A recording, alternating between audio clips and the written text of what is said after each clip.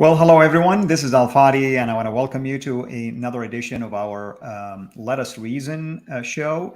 Today, we're going to have a really exciting topic, and it's one of those topics that excite me because it digs deeper into the scripture, the Word of God, and especially if it is from the Old Testament, which is oftentimes neglected, yet it is so rich with so many things that point to Christ, so many things that will at least allow us to understand what did Jesus mean, or what did the New Testament writers mean by certain things, and so on and so forth, because oftentimes we do not really pay attention to foreshadows or types of Christ, or even any stories that are leading to understanding the gospel, understanding the work of Christ, and so on and so forth.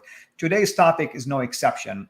We are going to be focusing, when I say we, myself and our guest, our brother here, Anthony Rogers, whom I enjoy working with when it comes especially to deeper issues like this. He's going to put the spotlight on Isaiah 53 and show us the intertextual connections between Isaiah 53 and Genesis 22, where the Jewish thoughts and the traditions lately, at least if you read about that, they call it Akedah, which is the binding of Isaac.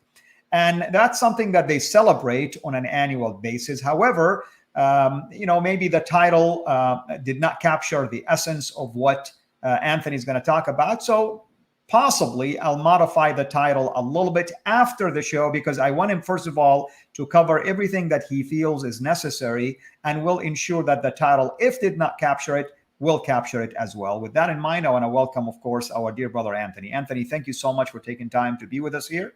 And of course, you got me excited when you talked about Isaiah 53 a couple of times when we met and talked about this. So now, finally, we're going to dig into it, So with that in mind, I'm going to turn it over to you. All right, great. It's good to be with you. It's good to have an opportunity to address your audience and certainly this topic. So I have a debate coming up with Muslim apologist Shadid Lewis, actually two debates, one on Isaiah 53 and one on John 1. In the latter, he's going to be arguing that Muhammad is the prophet mentioned in John 1:19 through 28. So people can look out for those. But that's what kind of triggered my thoughts along these lines, that this would be a good topic for us to discuss. So we're going to do several shows on Isaiah 53. And I think people will be surprised at just how much there is to say and how much depth there is with respect to this in Scripture. So what I want to do today, well, first I want to define a couple of terms that I'm going to be using so that I don't have to pause and explain them along the way. But I do this a lot on my channel, where I talk about what's called intertextuality and intertextuality. Now, some scholars use different terms for this, but the basic idea of intertextuality is, and notice it's intertextuality, I-N-N-E-R. So intertextuality refers to something within a document, say the book of Genesis, where one passage says something and then another passage somewhere else in Genesis says something. And there's not only a conceptual relationship between the two, you can tell they're talking about something similar, but there's a verbal connection. And it's apparent that this is an intentional connection. The author intends for you to recognize that this somehow relates to this. And to give you an example of this, of intertextuality, think, for example, of Deuteronomy 18. In Deuteronomy 18, Moses is about to die. The Israelites are on the cusp of entering into the promised land. And Moses tells them, don't go to the pagans, right? Don't go to people that search out omens and soothsayers and worship idols and that sort of thing. Don't go to people that do the sorts of things that you see Muhammad picking up from the pagans, like crumbs off a table, right? When he circumambulated the Kaaba, threw rocks at the devil, and all that kind of stuff. Moses warns the people of God, don't do that. And then he tells them what they're to do. They're to hold fast to that word which God had delivered through him, and they're to look for a coming prophet. Moses says, the Lord your God will raise up for you a prophet like me from among your brethren. Okay, now the critical term or phrase there is like me, right? Like me. That means that this prophet has to be not merely a prophet. There were many prophets, but in some significant way like Moses. Now, to give you one example of something distinctive of Moses, Numbers 12, remember Miriam and Aaron both challenge Moses and say, you know, we're prophets too. The Lord reveals himself to us.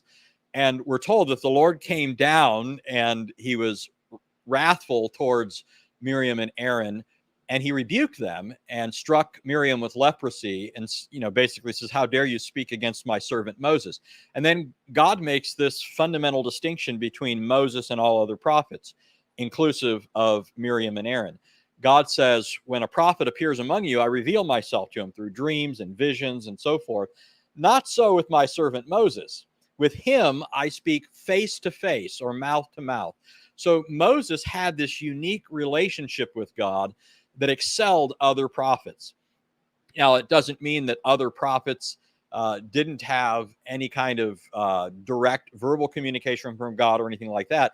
But this was the regular means by which God revealed himself to Moses, and it was always, in some sense, superior or greater than what could be said of any other prophet. Now, of course, Moses didn't have an absolute, unhindered, if you will, vision of God. No creature could, right? And Moses knew that. Exodus 33, Moses, in verse 10, it's striking. Verse 10 says, Moses spoke with God face to face. And then just 10 or 11 verses later, Moses says, let me see your glory. And God says, nobody can see my face and live. So that shows you that even though Moses excels other prophets in seeing God to a degree that goes beyond them, even that fell short of that absolute face-to-face knowledge of God, which as Christians we recognize only Christ has, right? Which makes him uniquely capable of revealing God to men. And that's the point of John 1 through 18, right? The word was with God, face-to-face with God. And therefore, verse 18 says, he is the one who reveals God, exegetes the Father. So point here is that Moses says there's going to be a prophet like me. And so at least this much must be true of that prophet. He must know God face to face like Moses. Well, some people would argue, Jews have argued, that this prophecy of a prophet like Moses was fulfilled in Joshua or some other figure. Well, what's interesting, and this is part of the significance or usefulness of intertextuality, is that it debunks this sort of thing. So Moses in Deuteronomy 18 says that God will raise up a prophet like me. But in Deuteronomy 34, which was written after the time of Moses, so during or after the time of Joshua, and we know that, nobody disputes this, even though Moses wrote the Torah, the last chapter records Moses's death. And so it was necessarily something that was appended by a subsequent prophet. And Deuteronomy 34, what does it say? It says, now remember, Moses has died. Deuteronomy 34 says, now Joshua, the son of Nun, was filled with the spirit of wisdom, for Moses had laid his hands on him, and the sons of Israel listened to him and did as the Lord had commanded Moses. So it might sound like, okay, Joshua is the fulfillment, the realization of Moses' prediction in Deuteronomy 18. Now, there's already a problem, though, because Joshua was on the scene even when Moses gave that prediction. So, there's already that tension. But listen to verse 10. Immediately after speaking of Joshua succeeding Moses, it says, since that time, no prophet has risen in Israel like Moses, whom the Lord knew face to face, for all the signs and wonders which the Lord had performed through him in the land of Egypt in the sight of all Israel. So Deuteronomy 34 is an inspired interpretation of Deuteronomy 18 and says, no, it wasn't fulfilled in Joshua. This prophecy is yet to be fulfilled. And that's why the Jews in John 1 come to John the Baptist saying, who do you think you are? And they say, are you the prophet? Among other questions that they asked him. They realized this prediction had not been fulfilled. So that's an example of intertextuality. The same book refers back to something and expands our understanding of it. So, Now, if I may say, for the sake of those who are listening to this and maybe join us right now, intertextuality, is it fair to say within the book, intertextuality, multiple books? yes, exactly. Okay. So that's where I was going next. So intratextuality would be when you have something stated in one book, or in this case, if we're looking at Moses, we can consider the whole Torah as, you know, a unit, right? The books of Moses. So something stated, say, in the Torah that's later picked up on by the prophets, and therefore serves as this sort of interpretive key. Now here, just to give an example, I'll use Isaiah and Malachi or Micah. In Isaiah, you have the prediction, Isaiah 7, that the virgin will conceive and bear a child, and she will call his name Emmanuel. Now here again, Jews will pick people out of the hat and say it was fulfilled in this person, can't be Jesus. And you know, we're not going to talk about the prophecy itself and all the ins and outs of it, but if you look at Micah 5, when it's talking about the coming of Messiah, it says in verse 2, as for you, Bethlehem Ephrathah, too little to be among the clans of Judah, from you one will go forth for me to be ruler in Israel. His goings forth are from long ago, from the days of eternity. Now listen to the next line. Therefore he will give them up, meaning Israel, until the time when she who is in labor has borne the child. Right? So there you have a subsequent prophet picking up on language from Isaiah 7, and this is subsequent to the prophecy. And so any person that somebody would propose as a candidate at the time of Isaiah or subsequently, but prior to Micah, couldn't be the fulfillment of that. And so there are a number of examples you can give of this sort of thing. So now bring this over to the discussion that we plan to have here on Isaiah 53 and Genesis 22. Christians recognize that both of these texts are significant with respect to the person and work of Christ, right? We recognize that Isaiah 53 is an express prediction of our Lord's self-humbling and subsequent exaltation, right? The text actually begins on that high note. Before even talking about his suffering, it says, behold, my servant shall act wisely, right? He will prosper. And then it says he'll be high and lifted up and exalted exceedingly. Now, I love that language because the prophet is piling up the terms here to refer to the greatness of this servant. So it's talking about a servant on the one hand, but the terms that are used for him are, number one, significant in themselves, but all the more when put together. Because when you look through Isaiah, and we'll do another show dealing with this in greater depth, but when you look at these terms, they're frequently used for God. When they're used for others, they're often denounced, right? When people consider themselves to be lofty, God says he's going to abase them. But especially in combination, these terms are used exclusively for God, right? So if you look at Isaiah 6, Isaiah, the prophet says, I saw the Lord high and lifted up, right? And the train of his robe filled the temple. In Isaiah 2, God says in that day, referring to the future day, he says, the Lord alone will be exalted or high and lifted up. And so here's this servant. It says he's going to be high and lifted up and exalted. And then, as if that's not enough, you know, adding all these phrases together, he adds the word that in Hebrew means exceedingly. So not only do you have these words significant in themselves, but you have them grouped together and then the word exceedingly added to them. So this servant is great, and nevertheless, it goes on to say he's going to suffer incredibly. Now, so Christians recognize this is a prediction about Christ. In fact, not just Christians. Again, we're going to discuss a lot over the course of this series, and I'll show that one Jewish source after another interpreted this messianically. Okay. In fact, Joel Rembaum, who's a Jewish scholar, he's deceased now, but he wrote in, I think it was the Harvard Theological Review, but he said that this passage refers to the Messiah was the dominant view in rabbinic tradition. Okay, this didn't change until the time of Rashi. right? And even then, what's interesting is Rashi didn't start propounding this view until he had this apologetic motive to do so. We have quotes from Rashi interpreting it messianically until it became advantageous in order to argue against Christians and so forth to say it wasn't about the Messiah. But then even after him, there are Jews that would still interpret it along messianic lines. But point here is that Christians recognize this text predicts Jesus. Christians also recognize that Genesis 22 is talking about Jesus, not as what we might call an express prediction, but it's predictive, but in terms of a foreshadowing. That is, God has so orchestrated certain events, and the Spirit has so superintended the writing of what happened so that it becomes a picture of Christ and what he would do. So, that being the case, if you have these two texts that both point to Jesus, it shouldn't be surprising if there are intertextual connections between them. Now, understand, just because two texts point to Christ doesn't mean they have to be intertextually related, right? They can meet in the person of Christ.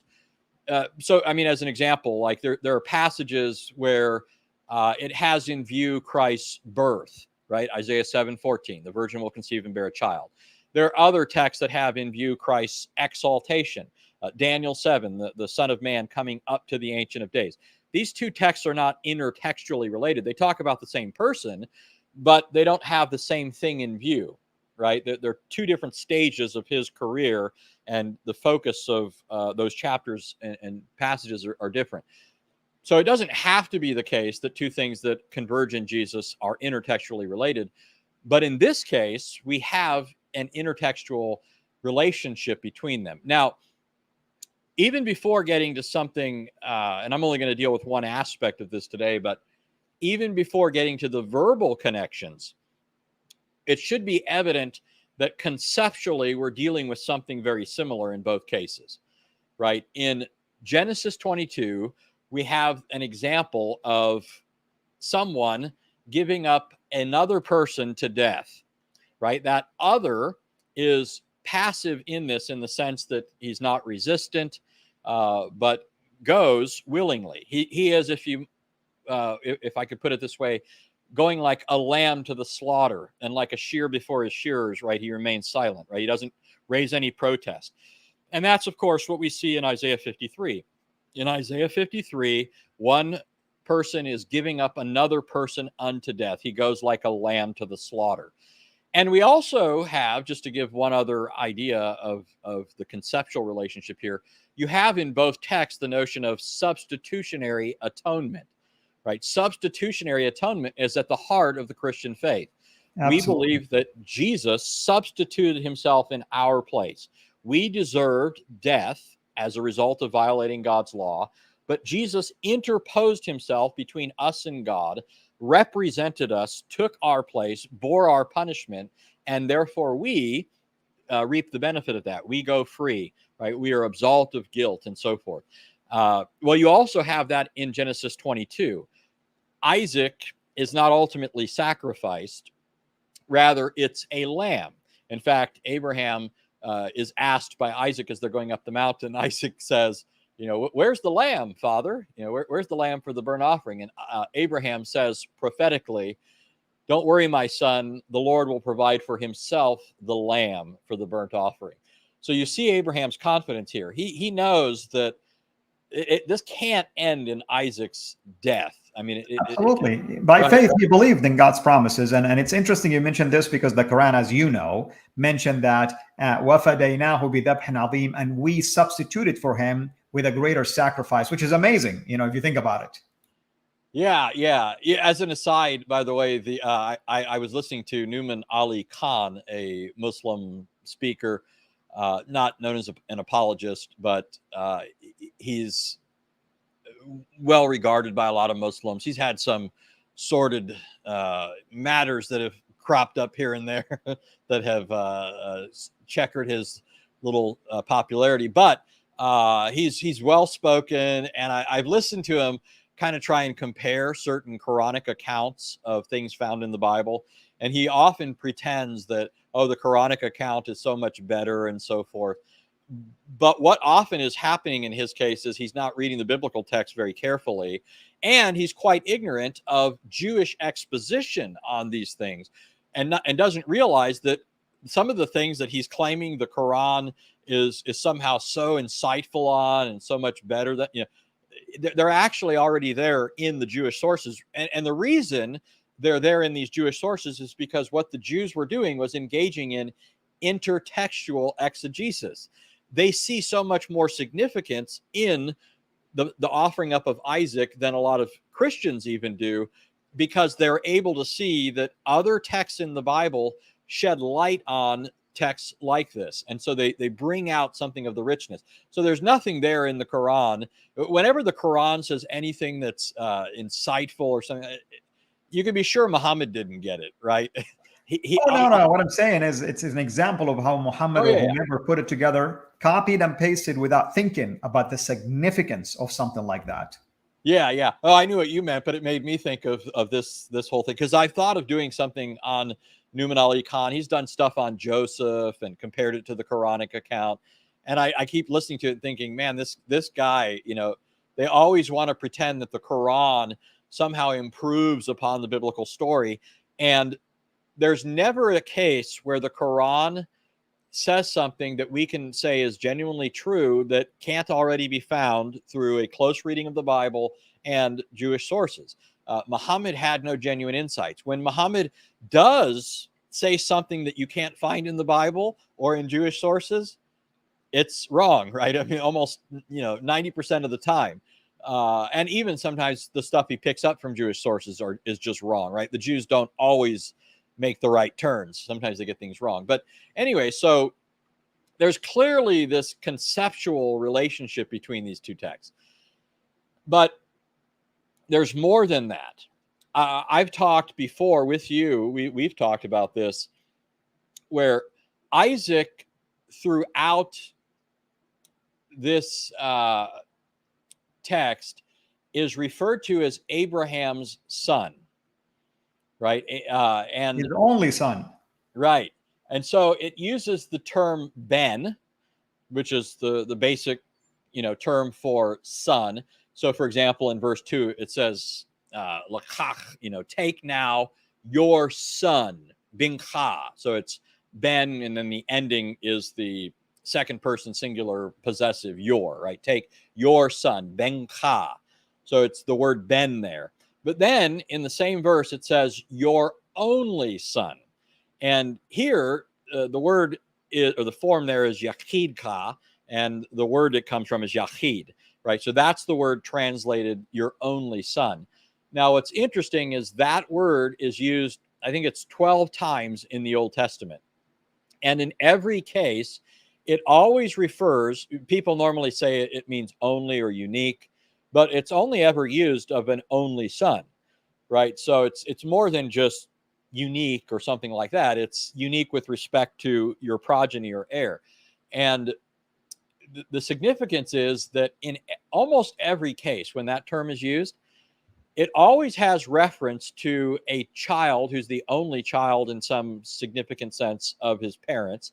And I say in some significant sense because we know there's a sense in which Ishmael was Abraham's son, right? He was a natural son of Abraham through Hagar, right? He wasn't the child of promise. He wasn't born by the power of the Spirit, revivifying Abraham and Sarah and so forth.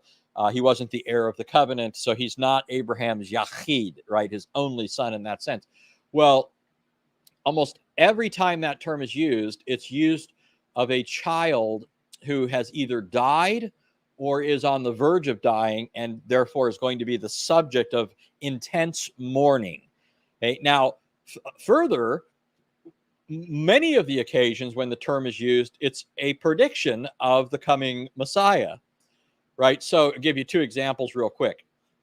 In Amos 8, the prophet says, the Lord says through the prophet, I will cause the sun to go dark at midday, right? And it's talking about your festivals, your new moons, and so forth.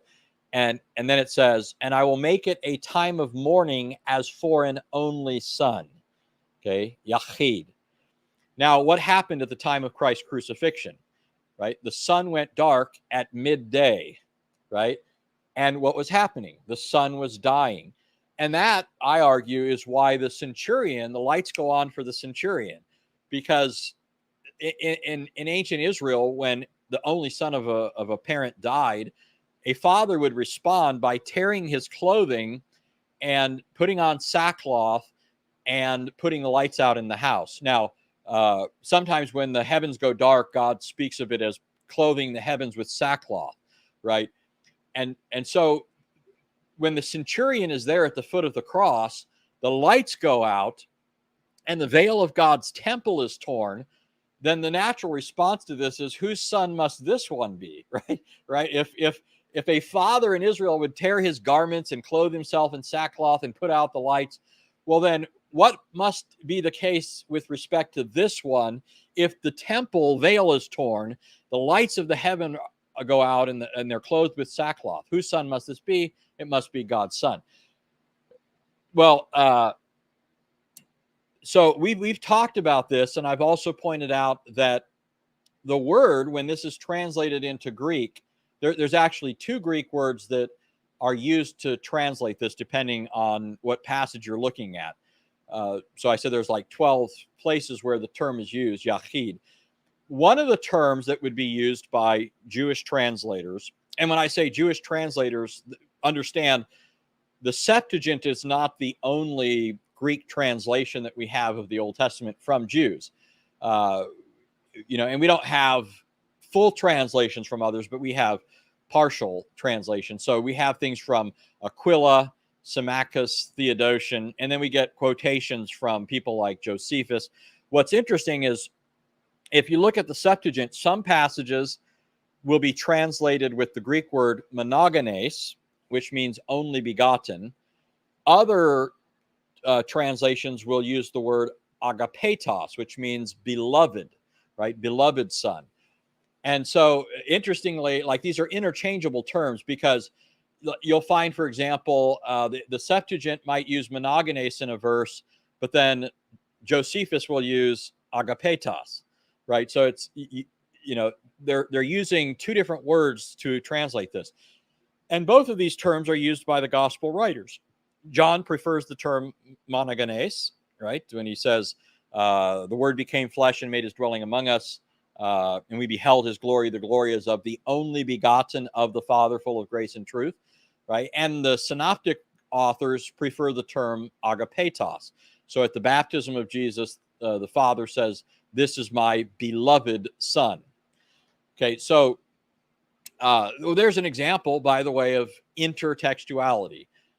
When the Father declares from heaven, "This is my beloved Son," he's saying all sorts of things. I mean, the Jewish ear should have perked up at that point. And let me just make this observation, since I've already gone down this road a bit. But when the Father says at the baptism of Jesus, "This is my beloved Son," he's already telling people not only that who this one is in terms of his identity, right? He's no creature. He is my son, right? And the term son is being used in the Gospels in the transcendent sense. We don't have time to discuss that, but that's how it's being used. And in fact, it says, "This is my beloved Son, in whom I am well pleased." The language, the grammar there indicates that God's favor reposes in this one. He is the object of all his delight, right? So this one, above all others, is his Son. But when he's saying this, he's also announcing this is the one who's come to die for sinners. Why? Because that's how the term is used. It's not just used for an only son, but for an only son who's come and going to be a substitute for sinners, who's going to be the object of mourning, and so forth. By the way, another example is Zechariah 12:10, where God says, "They'll look upon me whom they have pierced, and they'll mourn for him as for an only son." Right? So clearly prophetic, and the New Testament picks up on this and tips people off to who Jesus is. That's why when Peter confesses Christ's sonship, Remember, in the Gospels, Jesus has done all sorts of things. He's led the disciples to see who he is. And it's at that point that Jesus begins to be more clear about what he's come to do. Why? Because the identity of him as the Son identifies him as the one whom God has sent into the world to die for sinners. And so when Peter confessed Christ's sonship, this should have been part of the understanding. He should have understood, okay, Jesus has to die. But what does Peter do immediately after Jesus praises Peter for his genuine insight into Christ's identity? He says, oh, no, Lord, you're not going to the cross, right? And Jesus rebuked him. Get behind me, Satan. Why should Peter have not, floundered so much there? Why should he have understood what Jesus was saying and not have gotten such a stiff rebuke? Well, precisely because by identifying him as the Son, he should have understood this means not that he can't go to the cross, but that he's the very one that would and must go to the cross, right? Okay, so that's all the setup. Isaac is referred to as God's son throughout the text. I just looked at verse 2, but it occurs over and over again. It's clearly a prominent issue. He's called his son in relation to Abraham in verse 6. Abraham is called his father in relation to Isaac. Isaac calls him my father in verse 7. Abraham says to Isaac, my son in verse 7. Again and again, it says his son, my son, this son, his only son. So you're intended to see this is a son. Now, when you go to Isaiah 53, it might seem, okay, well, you go to Isaiah 53, and even though there's this similarity of one person offering up another being a willing victim, and so forth, but the relationship between the two seems to be quite different, right? In Isaiah 53, you have the Lord giving over his servant to death, right? The first verse of the prophecy says, behold, my servant. Right? Then towards the end of the prophecy, he says, my righteous servant. So it begins and ends by identifying him as the Lord's servant. And in identifying him as his servant, that means that the Lord is his master, right? That's entailed by the word Lord, but you have a master-servant relationship here in this text. So on this level, it seems like these two texts there's a difference here. But here's what's interesting. Isaac is not only referred to as God's son, or before getting to that, let me say this. There are others who are there along with Abraham and Isaac, at least traveling to the mountain, right? They remain at the foot of the mountain when Isaac and Abraham go up or ascend the mountain. That's right. And they're there when Abraham comes back. And by the way, Jews found it significant when you read the text, even though Isaac isn't actually killed, the text doesn't mention Isaac coming back down with him, right? Abraham says Isaac's going to come back down with him. He says earlier to the servants, you stay here, we're going to go and worship, and then we will return to you. So Abraham knows Isaac's coming back, right? God's going to have to raise him from the dead if I kill him, because God has promised to raise up a multitude of descendants through him and bring forth the Messiah from him. So this can't end in Isaac's death. So Abraham knows Isaac's coming back, but at the end of the text, it doesn't mention Isaac coming back. It just mentions Abraham returning to his men. And so here's what's interesting. Some Jewish texts mention, and they say that because they're picking up on the silence, and they say that Isaac was caught up to heaven and was there with the angels for several years, right? Wow. And then there are other texts who say he went to the school of Shem the Great, which is they believe that Shem was still alive. If you look at the chronology, Shem, is still around in Jewish thinking. So there's all this speculation. Why doesn't it mention Isaac coming back down the mountain? Rather, he after this offering up, he disappears from their sight, if you will. Yeah, I want to just add one more thing. I mean, there's another significant about that. Just the mere fact that he's at the top of the mountain, biblically speaking, he is exalted. I mean, that's the exaltation right there. Yeah. Mountain. That's why a lot of the encounters with God take place on mountains, right? Over and over again, prophets encounter God on the mountain, Sinai being the most prominent example. Elijah meets God on the mountain over and over again. There are mountaintop encounters with God. So I mentioned there's these other individuals with Abraham. It mentions his 2 young men, for example, in verse 3. Now, that word is often translated as his 2 servants. Okay. The Hebrew word na'ar is a word, if you check the lexicons, it means a servant, a household servant or something like that. These are obviously 2 servants who have special responsibilities to Abraham, attend to him all the time, because it doesn't, the way the English renders it is it says he took 2 of his young men, as if these are just 2 among them. But what it literally says is that he took his 2 young men.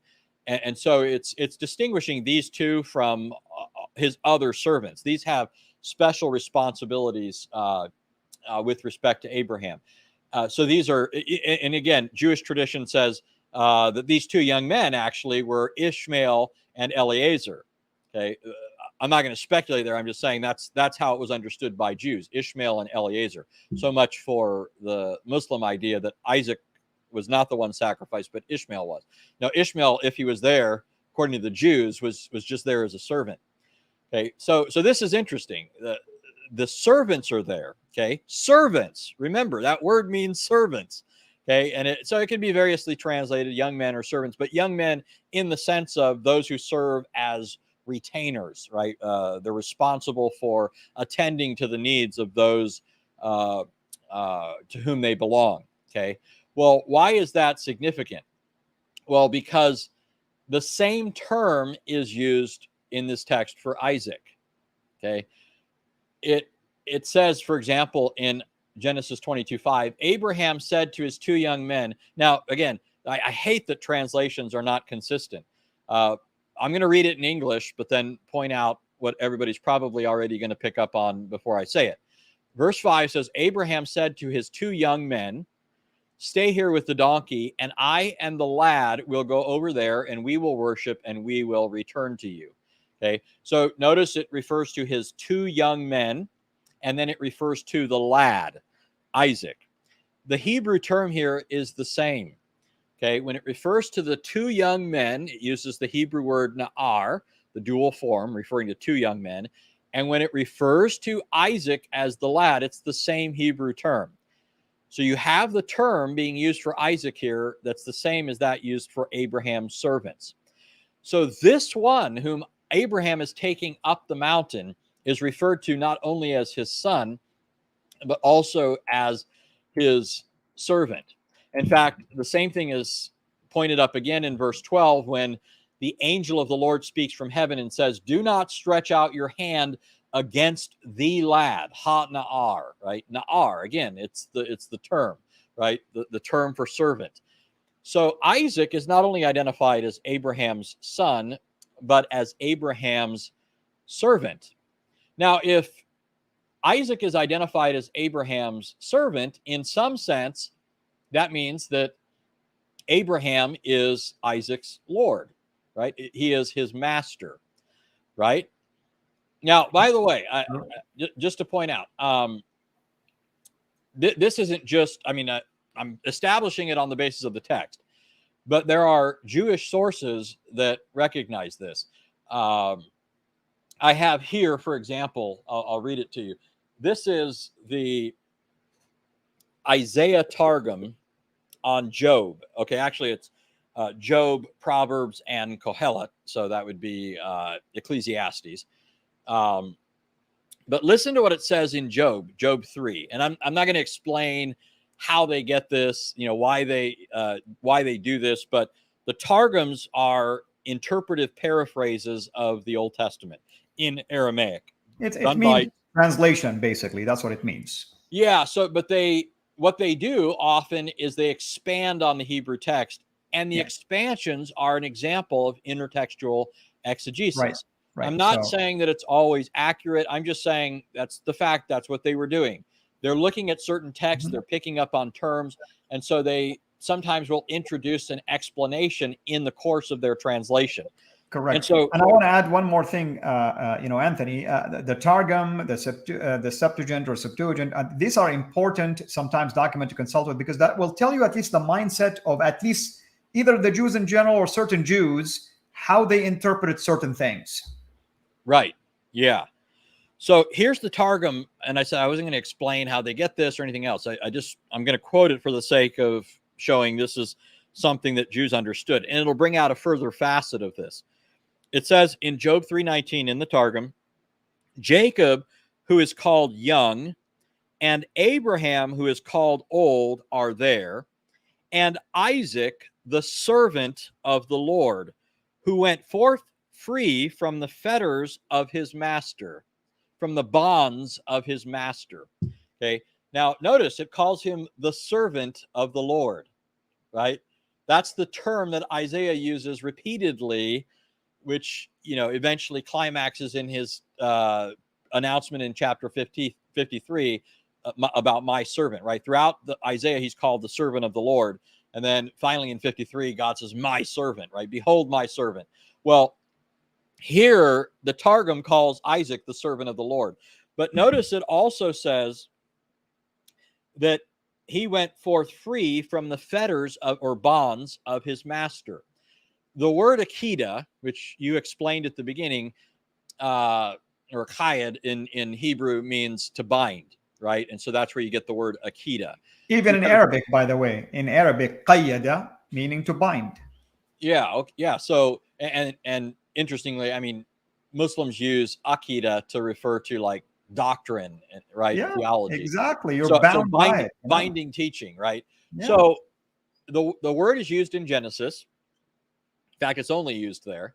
And the what's happening, of course, is Abraham takes Isaac up, and before sacrificing him, he binds him to the altar, right? And that's where the Targum says there. It says, Isaac says, "Tie me well so I don't move," right? When you go to slay me. So that's where you get the word binding. Now, what do you call a person who is bound, right, by another or to another or what have you? Oh, you muted yourself. You mean, what do you call the person when he's bound? If a person is bound or in bonds, what is he in relation to the person that he's bound to or bound by or what have you? I mean, I would say, it could be that's what we're looking at. I mean, under his authority, under his mercy now. Or a slave, really. right? Yeah, exactly. Or a slave, exactly. Servant, somebody who's in bonds, somebody who's, who's in fetters, in a sense. And by the way, understand the word na'ar, the word for youth or young men, in Hebrew culture, a child who had not yet attained to maturity and entered into the full enjoyment of his privileges, the full rights of his sonship, is equivalent to a slave or a servant. Remember what Paul says. Equivalent, not in the sense that he is no better off. I mean, but he doesn't have the full benefits of his what he's going to inherit. Remember, Paul in Galatians 4 says that when he's talking about the Jews under the old covenant in comparison to Christians under the new, and he's saying they were in a position of servanthood, we are in a position of maturity, and we enjoy the full privileges of sonship. But he says that a servant differs a son differs no matter from a slave when he's underage, right? He's under tutors and he has schoolmasters. He doesn't have full use of his privileges or authority. And so that would be the case with Isaac, right? He's under Abraham's authority. He hasn't attained to maturity in the sense that he has now taken over all the rights and responsibilities that are his as Abraham's heir. Not getting into how old he actually was. I'm just saying Abraham had not died yet. So Isaac still is in some sense in relation to Abraham in that condition.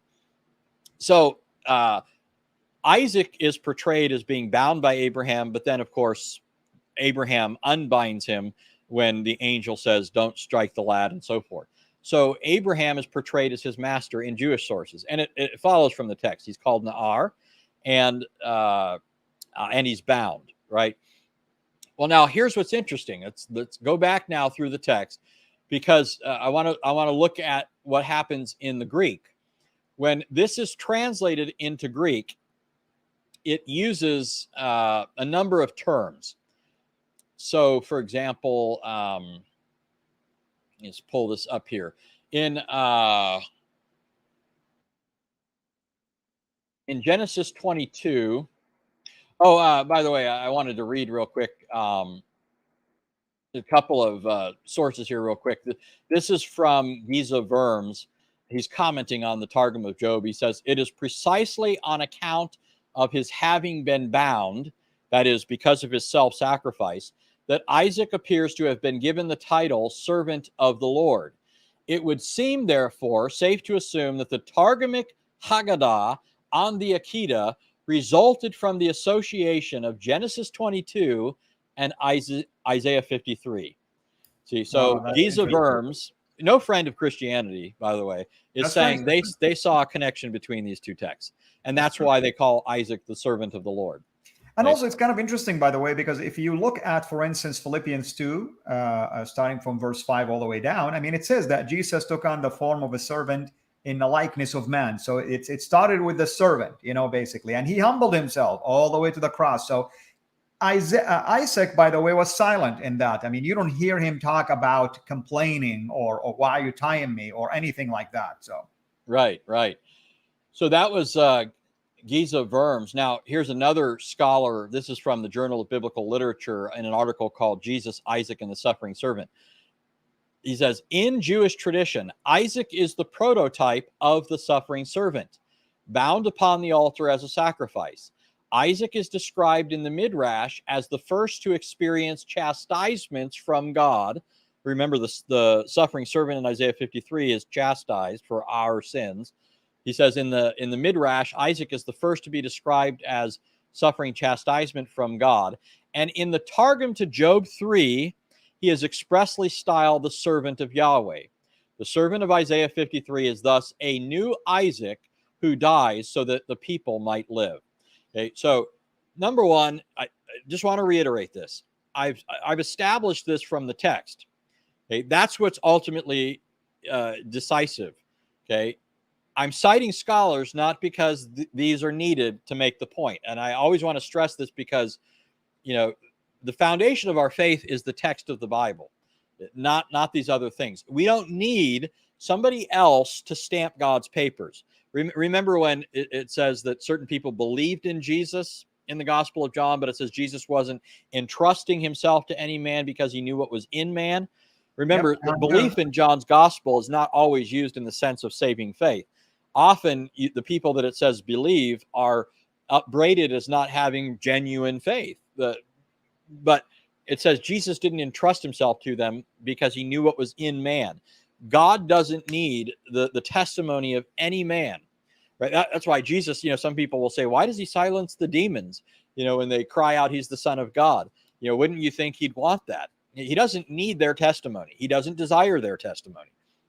Although they end up giving testimony anyways, don't they? Because they're recorded in the scriptures. Yep. But, so I am quoting these scholars, though, just to say unbelievers who want to balk at this don't even have that in their favor, right? This is recognized. And moreover, notice these scholars are referring to earlier Jewish interpretation, like what I'm talking about here from the Targum on Job. So Jews are interpreting things this way independently of Christians, just on an analysis of the text. And scholars are recognizing this. So pretty solid. But now, here's what's interesting. When this is translated into Greek, just want to pull up the Greek here real quick. When it refers to the young men in verse 3, it says, so Abraham rose early in the morning and saddled his donkey and took two of his young men. Okay. The Greek word is paidos. Okay. I don't pretend to have perfect Greek pronunciation. In seminary, we focused on meaning and grammar and syntax and all of that, and not so much on pronunciation. But they're called paidos. Okay. In verse 5, it says, Abraham said to his young men, there it's paisin, okay? So paidos, paisin. And then in the same verse, after saying Abraham said to his young men, paisin, it goes on to say, stay here with the donkey, and I and the lad, ta padarion. Okay, now all these terms are related in Greek. Okay, they're all related to the Greek word pais. Okay, now here's why this is interesting. So first, I'll just read you a source on, and by the way, the terms are used more than the times I just mentioned in Genesis 22. Right? Those are just a handful of examples. If you go through the Greek text, you'll see the terms occurring more than that. So Pais, this comes from BDAG, Standard Lexicon, that refers to Bauer, Danker, Arndt, and Gingrich on Greek. It says Pais, paidos, means child, and then it has various usages. It can refer to a young person, normally below the age of puberty. It can refer to one's own immediate offspring, such as a child, a son or daughter. And it can refer to one who is committed in total obedience to another, a slave, a servant. Okay, so notice how interesting this becomes. Now you have this term that's used that is ambiguous in itself, right? It's ambiguous and can have more than one meaning, and the meaning then becomes something that's determined by the context, right? So if a Greek person heard this, he'd know that word has both of these ideas. And so both ideas would kind of be there in a sense, even if contextually he knows, well, it favors one or another meaning, but those ideas would be there, right? Well, so that means that Isaac and these servants are both being used or referred to as servants with a word or forms of the word or derivations of the word that can alternately mean son or servant. By the way, I said paidarion is used for Isaac. That's a diminutive form of pais. And so if you look up paidarion, just like pais, it'll say that it means, in BDAG, it says it means a child or a young slave. Okay.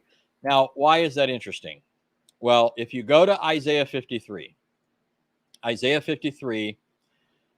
verse 1, where it says, behold my servant. Would you be surprised if it uses the Greek word pais? No, I won't be. No, you won't be, right? Even if you didn't know, it uses the Greek word pais. It says, behold my servant, ha pais mu, behold, or the servant of me, right? So again, I mean, you have these clear intertextual ties. Now, what then are the implications of this? Remember what I said about intertextuality. Intertextuality establishes connections between texts.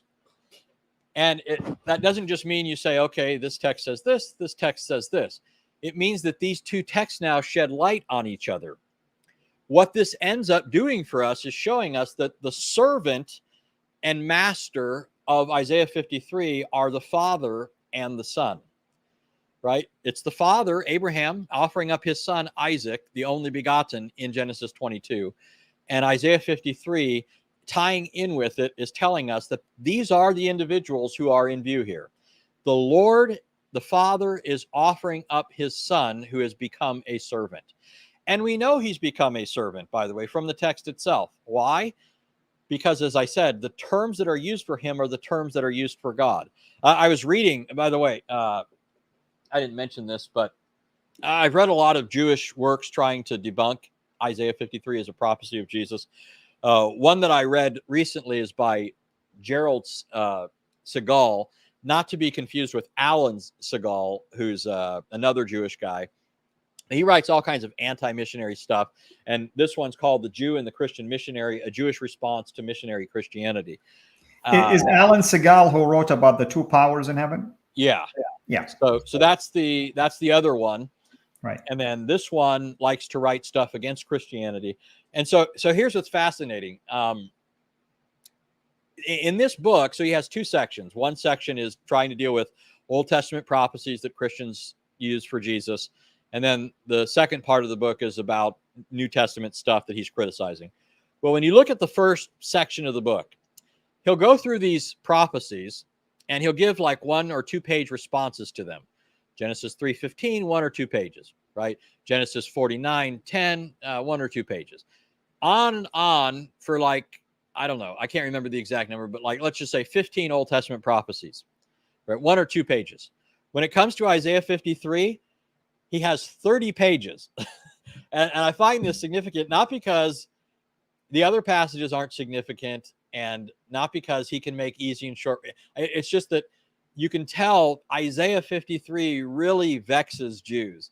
They really loathe Isaiah 53 and feel the need to respond to it. And so they end up, you know, their slip is showing, right? They end up tipping their hand, revealing their cards, and showing us how much this passage gets under their skin.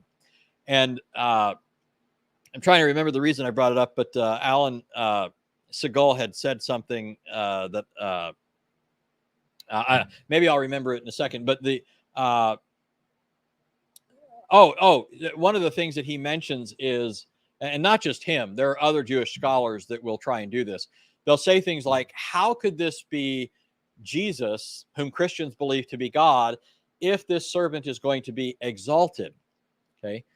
Because it says he'll be high and lifted up and greatly exalted. Okay. For the life of me, I don't know why these guys will say things that they either have to know is false or that just betrays a gross ignorance of the Old Testament, because the terms, remember, I said they're used for God, right? They're used for God in the Old Testament.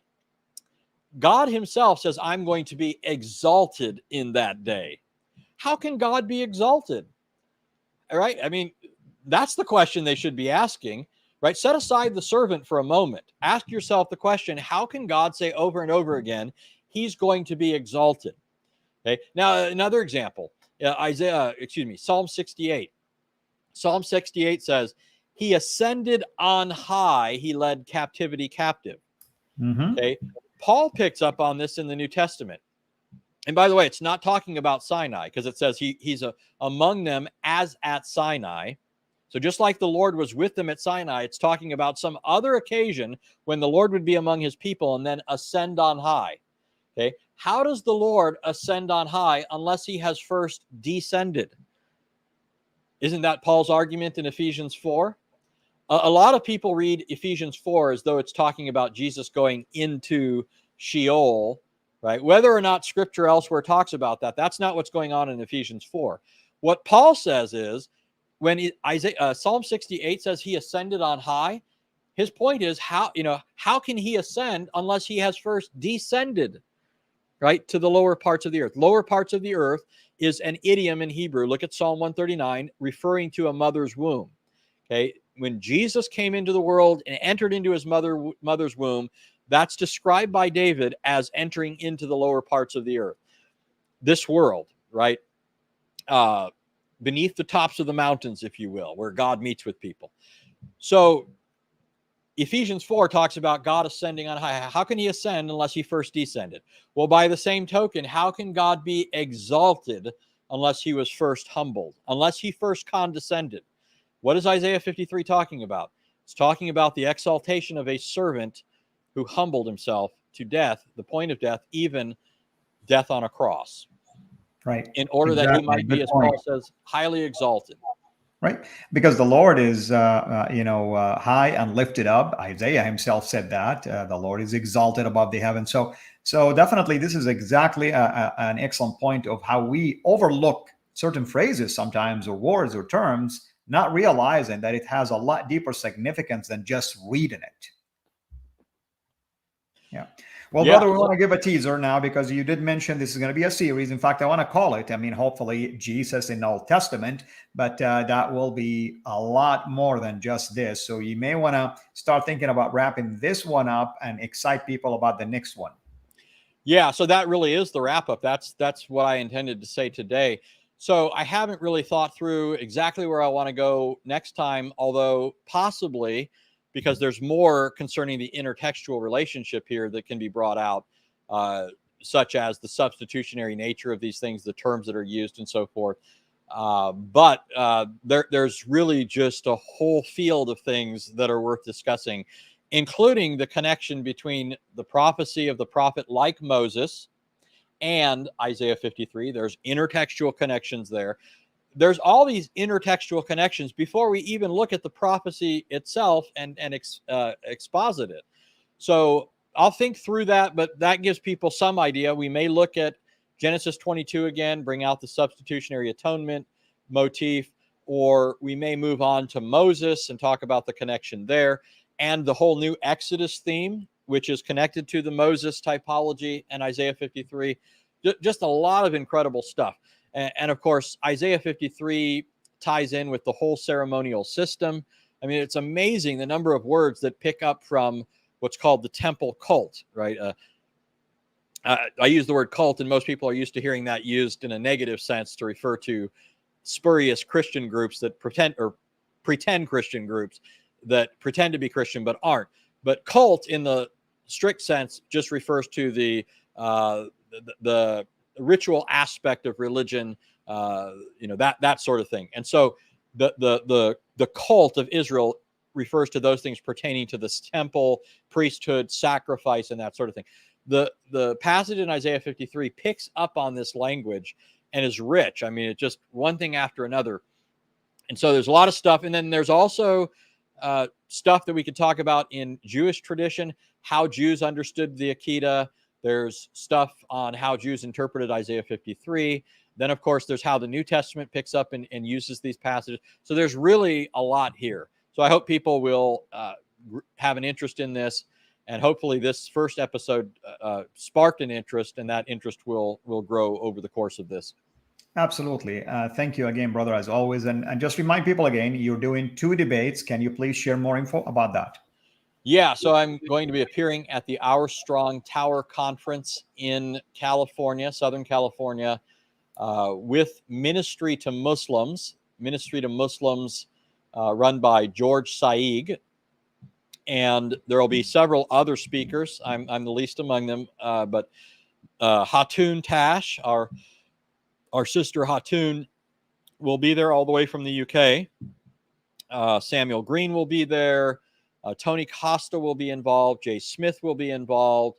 Dr. Edward Dalcor will be there involved, and so forth. And of course, with several of us converging, there will be others that will show up as well. So, for example, I was talking to Vocab Malone the other day. So if anybody knows Vocab and they want to meet him, he'll be there. Or they know him and want to see him, he'll be there. There are going to be a lot of people there. So you'll get to meet a lot of people. There'll be a lot of interaction. And that means all these people will be giving lectures, testimonies. I'll be doing 2 debates. The 2 debates are with Shadid Lewis. For those that don't know, Shadid has been around a while, but has not been active on the debate front for several years, I would guess. So he's coming back into things, and we'll be debating Isaiah 53. Is it about Jesus? And then secondly, we'll be debating John 1, when the Jewish leaders go to John the Baptist and say, "Are you Elijah?" He said, "No." "Are you the prophet?" He said, "No." "Are you the Christ?" He said, "No." So according to Shadid and other Muslims, the prophet refers to Muhammad, right? Because the leaders distinguish between the prophet and the Christ in their ignorance. Following their ignorance, Shadid and other Muslims think the prophet has to be someone other than Jesus. And since it isn't John either, must be somebody else. Who else but Muhammad, right? Terrible argument, but that's what we're going to do. Exactly. Thank you so much. And of course, I want everybody to know that after that conference in September, I'll be doing my own online conference, and Anthony will be involved as well. He and I will be finalizing his role. And I'm going to have some of the same speakers. I'll have Dr. Jay Smith. I'll have Dr. Edward Delcor. I'll have Dr. Tony Costa. I'll have Anthony, among just few, and we'll have different tracks as well. Mine is online intentionally. That's the way we want to do it. So again, I hope everyone is already basically capturing the essence and the theme of this particular video series I'll be doing with Anthony about Isaiah 53, just as an example. And after that, we'll look into other areas in the Old Testament and how that can ties into Jesus himself. Hopefully everyone is enjoying it. Do the studies, learn from it, share it with others, and hopefully it will empower you also to try to reason with some of our Muslim friends at the end of the day who are fixated on certain ideas, like, for instance, Deuteronomy 18 applying to Muhammad, and you heard about John 1:19 applying to Muhammad, and the rest can go on and on. And after the debate, I will ask Anthony to come in and kind of like do a assessment of the debate. It's our policy to make sure that I do not ask Anthony to do things like this before the debate. Again, I mean, we want to be respectful to the preparation, and we also don't want to take the element of surprise out as well. I mean, let's just face it. Well, I realized, and hopefully just when I kind of anticipated for people what we're going to talk about, I realized that there's a lot involved in Isaiah 53. So I don't plan to say necessarily anything that I've already said, right? How am I, we took, I don't know, an hour, 2 hours. I didn't pay attention to the clock. I don't have an hour in an opening statement, right? So I've got to pick all, sorts of things, which means leaving some things out, incorporating other things. So we started off on a aspect of this that I didn't intend to bring up in our debate. So no problem there. I didn't let anything out of the bag. And that's kind of how I do things. I mean, really strategically, if anything, this puts somebody like Shadid in a bad position if he's going off of this to say, hey, this is what Anthony's going to talk about. I'm going to prepare for that. So Shadid, if you're listening, this isn't something you need to focus on because if you do, I'm going to blindside you because this isn't what I'm going to bring up. Hey, you've heard it from Anthony. All right. We're not trying to pull a fast one on you here. Well, brother, thank you so much as always. We appreciate you. And you and I, of course, will continue our dialogue about part 2 whenever you feel like you're ready for it, whether immediately, like within the next 2 weeks, or if you want to wait until after the debate. I get it. I understand. So either way, I want this to continue. By the way, I have to say, because Carm will be there too. She wanted me to make sure I mentioned her. Well, I mean, I'm trying to bring her on the show, bro. So I'm sure she'd be happy to. Yeah. So we're working through that. She's over here heckling me. Yeah. Yeah, I did notice she left a message about someone also. So I'll go and check that particular person and see what's going on. But all that to say is thank you so much, brother. Thank you, everyone, for joining us. Thank you to the moderators. Thank you, Sister Mariana. I know it's real early where you're at right now, but I appreciate you taking the time to list also the links for the basically our Strong Tower conference for people. And thank you to the other moderators as well who've been sharing a lot of this information. Again, we'll make a point, like if Anthony comes back again before the conference, we'll mention the conference one more time so that people are encouraged to go and register for it. Again, thank you, brother. Thank you, everyone. This is Fadi over and out. God bless. Take care.